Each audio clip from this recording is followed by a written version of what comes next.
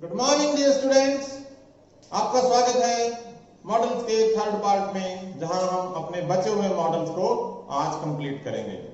तो इसी सिलसिले में सबसे पहले हम करने जा रहे हैं मस्ट को। देखिए, मस्ट का सबसे पहला जो यूज है वो कंपल्शन के लिए होगा। कंपल्शन मीन्स मजबूरी, एक ऐसा काम जो हमें हर हालत में करना ही पड़ेगा। किस तरह से? A servant must obey his master. एक नौकर को अपने मालिक की बात माननी चाहिए, जरूरी है। अगर वो नौकर मालिक की बात नहीं मानता है तो हो सकता है उसे नौकरी से हाथ धोना पड़े, नौकरी छोड़नी पड़े, जरूरी है। नेक्स्ट सेंटेंस देखिए, A candidate must attempt all the questions. ये वो लाइन है जो हम सभी के क्वेश्चन पेपर में सबसे पहले लिखी होती है। सभी प्रश्न अनिवार्य हैं, कैंडिडेट को, उम्मीदवार को सभी प्रश्न हल करने होंगे। बिल्कुल सही। यानी कि अगर हम उस क्वेश्चन पेपर का कोई भी एक प्रश्न छोड़ देते हैं, हल नहीं करते हैं, तो उसका हमें क्या नुकसान होगा? हमें उस प्रश्न के अंक या नंबर नहीं मिलेंगे। तो उसे भी सॉल्व करना हमारी मजबूरी है। ये दोनों हमारे मजबूरी के एग्जाम्पल हैं। नेक्स्ट है ड्यूटी, हमारे फर्ज। हमने यही ड्यूटी, यही फर्ज शुड में भी किए थे। आपको ध्यान होगा, हमने वहां एग्जांपल दिया था कि we should respect our elders, ऐसा कुछ कि हमें अपने बड़ों का आदर करना चाहिए। जरूर है, अच्छी बात है, करना चाहिए, सभी को करना चाहिए। लेकिन हमें बहुत सारे लोग आपके आसपास भी ऐसे मिल जाएंगे जो अपने से बड़ों का आदर नहीं करते। तो क्या उनके साथ कुछ बुरा हो रहा है? नहीं हो रहा है। तो इस सिचुएशन में हम शुड की और मस्ट की ड्यूटी में क्या कंपैरिजन सोच सकते हैं? वो ये है कि जो मस्ट की ड्यूटी है वो स्ट्रॉन्ग ऑब्लाइजेशन है, उसे हर हाल में पूरा करना पड़ेगा। कैसे? We must obey the laws of our country. हमें अपने देश के कानूनों का पालन करना चाहिए, जरूरी है। अगर आप देश के कानून को पालन नहीं करते हैं तो क्या होगा? आपको सजा भी भुगतनी पड़ सकती है। हाँ बिल्कुल। एक जज मस्ट बी इम्पार्शियल। एक जज को निष्पक्ष होना चाहिए। जज को किसी भी बहकावे में आकर किसी भी पक्ष की तरफ फैसला नहीं देना चाहिए। उसे निष्पक्ष होकर एक अपनी स्वतंत्र सोच से और बिल्कुल न्याय के मुताबिक फैसला देना चाहिए। इन दोनों सिचुएशन में यदि ये काम नहीं हो पाते हैं तो उससे काम पर प्रभाव पड़ेगा। इसके उदाहरण को एक तरह से ऐसे लें कि एक सेंटेंस है कि we must obey the traffic rules. हमें ट्रैफिक के नियमों का पालन करना चाहिए। ये जरूरी है, ड्यूटी है। इसको समझें कि यदि मैं ट्रैफिक के नियमों का उल्लंघन करके और बिल्कुल मिडिल में चलूंगा, बिल्कुल सड़क के बीचों बीच चलूंगा, तो क्या होगा? मेरा ही नुकसान होगा, कोई भी एक्सीडेंट कर सकता है। तो ये वो चीजें हैं जिन्हें हमें हर हाल में पूरा करना होगा। ये हमारी स्ट्रॉन्ग ऑब्लाइजेशन है। तीसरा सेंटेंस देखते हैं हम, स्ट्रॉन्ग पॉसिबिलिटी। पॉसिबिलिटी हम पहले भी कर चुके हैं, लेकिन मस्ट की जो पॉसिबिलिटी है उसको स्ट्रॉन्ग पॉसिबिलिटी क्यों कहा? कि जब भी कोई घटना होती है जिस बारे में हम बात कर रहे हैं उससे संबंधित जब भी हमारे दिमाग में कोई अंदाजा अचानक से सबसे पहले आता है उसे ही स्ट्रॉन्ग पॉसिबिलिटी कहते हैं। किस तरह से? द चाइल्ड इज वीपिंग, बच्चा रो रहा है, तो सबसे पहले हमारे दिमाग में क्या आता है? इट मस्ट बी हंग्री, बच्चा भूखा होगा। इसीलिए they have walked 10 kilometre, way 10 kilometre पैदल चल के आए हैं। तो क्या है? वे थक गए होंगे। दे मस्ट बी टायर्ड, वे थक गए होंगे। अब हमारा फोर्थ पॉइंट है, मस्ट का हम यूज करेंगे एडवाइस के लिए, यानी कि सलाह। सलाह तो हमने शुड में भी की थी, लेकिन शुड की वो सलाह थी कि हमें अपना काम समय पर करना चाहिए, लेकिन हम फिर भी लेट कर देते हैं। मतलब कि वो जो शुड की सलाह है वो आगे पीछे हो सकती है, उसमें थोड़ा बहुत कॉम्प्रोमाइज हो सकता है, लेकिन फिर से वही बात आएगी, मस्ट की हर चीज बहुत ही ज्यादा जरूरी है, अर्जेंट है। यू आर वेरी इल, तुम बहुत बीमार हो, you must consult some good doctor, तुम्हें किसी अच्छे डॉक्टर के पास जाना चाहिए। ये एक सलाह है और सख्त सलाह हम इसे कहेंगे, क्योंकि यदि वो ऐसा नहीं करता है तो उसकी सेहत और ज्यादा खराब होने के कारण कुछ भी हो सकता है, इसीलिए उसे मस्ट की सलाह को दिया गया। नेक्स्ट और लास्ट है नेसेसिटी, अर्जेंसी। मतलब कि मैं किसी सिचुएशन में हूं और उस सिचुएशन में मुझे उस वक्त सबसे जरूरी जो काम करना है उसके लिए मैं मस्ट का यूज करूंगा। एक सिंपल सा उदाहरण, I must leave now otherwise I may miss my train. मुझे अभी जाना होगा, नहीं तो मेरी ट्रेन निकल जाएगी। यानी कि मुझे ट्रेन पकड़ने के लिए इसी समय यहां से जाना जरूरी है, तो इसके लिए भी हम मस्ट का यूज करते हैं। तो ये हमारा मस्ट था। अब हम नेक्स्ट करते हैं, अब हम देखते हैं यूज टू को।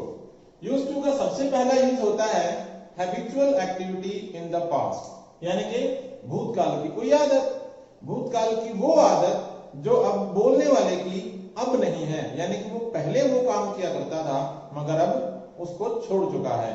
सेंटेंस देखते हैं, I used to play hockey when I was in college, कि मैं हॉकी खेला करता था जब मैं कॉलेज में था।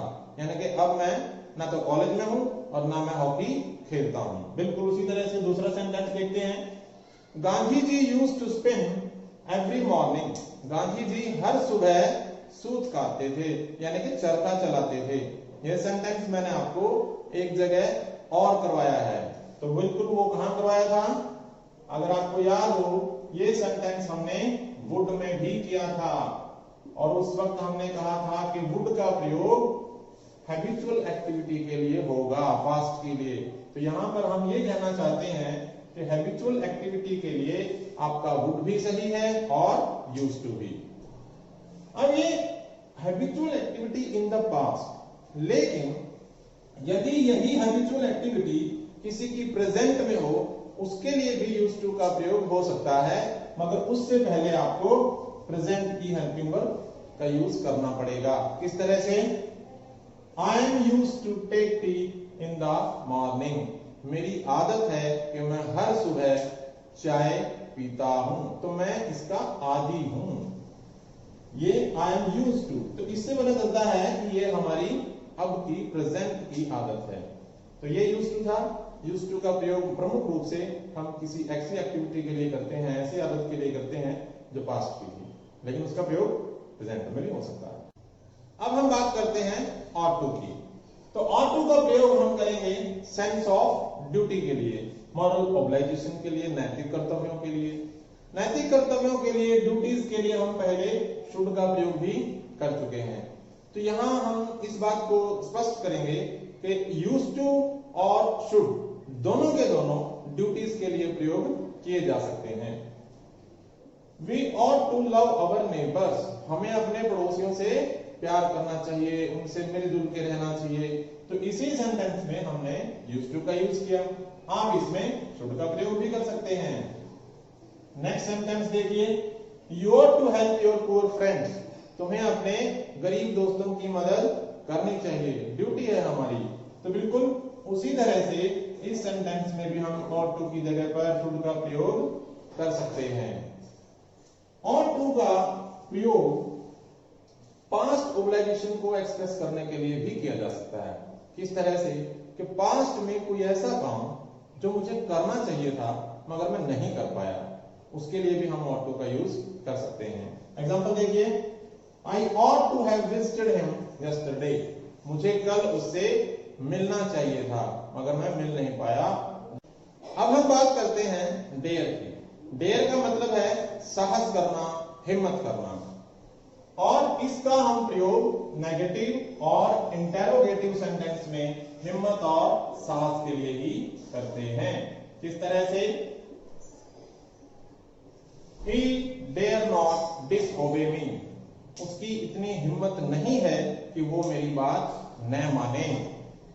How dare you touch me, ये एक आम डायलॉग होता है, तुमने मुझे हाथ लगाने की हिम्मत कैसे की।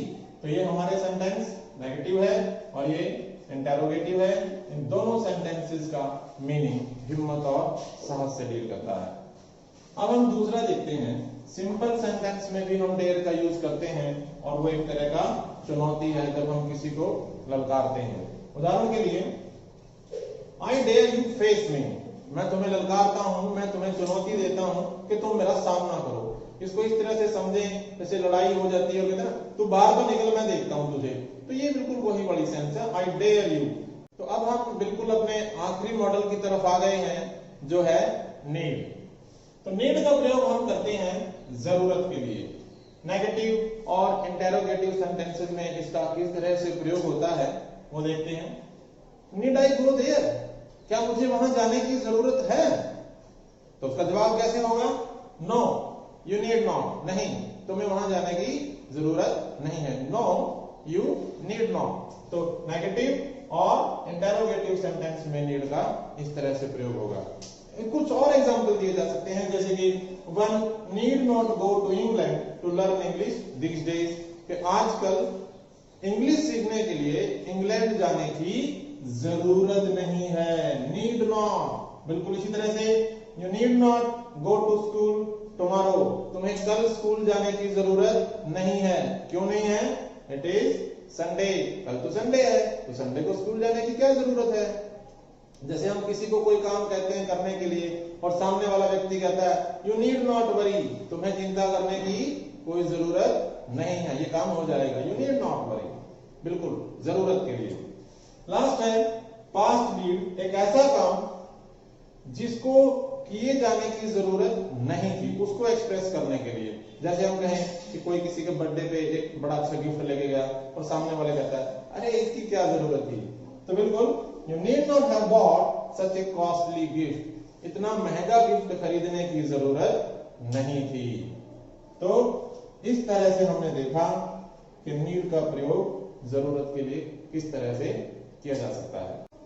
पहले बच्चों अब ये हमारे मॉडल्स खत्म हो गए हैं, हम इसके बाद नया चैप्टर करेंगे, मगर उससे पहले इसे अच्छी तरह से समझें और अगर इसमें किसी भी तरह का कोई प्रश्न हो वो आप पूछ सकते हैं। तो मिलते हैं, हैव अ गुड डे।